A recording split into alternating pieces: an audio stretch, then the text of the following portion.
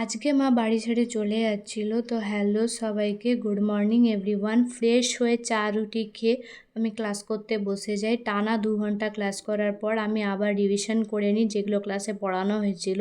তারপরে আমার শরীরটা একটু খারাপ লাগে বলে কিছু খেতে ইচ্ছা করে না, সেই জন্য মা নিজে হাতে মুড়ি মেখে আমাকে খাওয়াতে চলে আসে।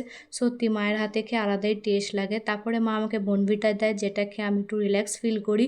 তারপরে দেখি মা কোথায় চলে যাচ্ছে গদি নিয়ে। তারপরে জিজ্ঞাসা করতে বলে আমি রোদে দিতে যাচ্ছি, শুনকে দিল কো সুকুন মিলা। তারপরে মা আমাকে বললো তুই তাড়াতাড়ি গ্যাস বুক কর, নয়তো তুই আজকে খেতে পাবি না। সেই জন্য গ্যাস বুক করে নিই। খাওয়া দাওয়া হয়ে যাওয়ার পর দেখি বাবা ডিউটি চলে যাচ্ছে। তারপরে আমার শরীরটা আবার একটু খারাপ লাগে, ভাবি একটু শুয়ে পড়ি, তাহলে আমি একটু রিল্যাক্স ফিল করব। তো আমি ঘুমিয়ে পড়েছিলাম। ঘুম থেকে উঠে দেখি মা একটু বাজার যাচ্ছে। তো তারপরে আমি একটু চা করে নিই। চা খেয়ে যদি আমাকে একটু ফ্রেশ ফিল লাগে।